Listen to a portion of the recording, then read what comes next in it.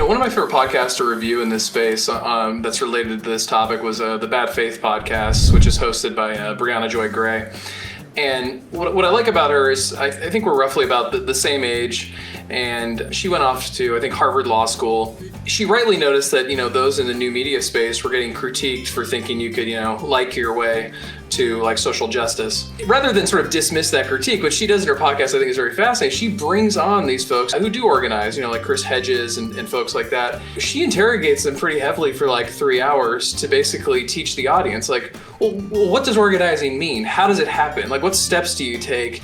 And so she tries to like pull from this older generation to a perhaps younger audience, like, what do we actually have to do? What is organized? I think it's like a really powerful way that podcasting can be used. And as Nick pointed out, if we do have any critiques in the book, I think the one area we were sort of critical was there wasn't enough sort of activist components in the podcast team we saw.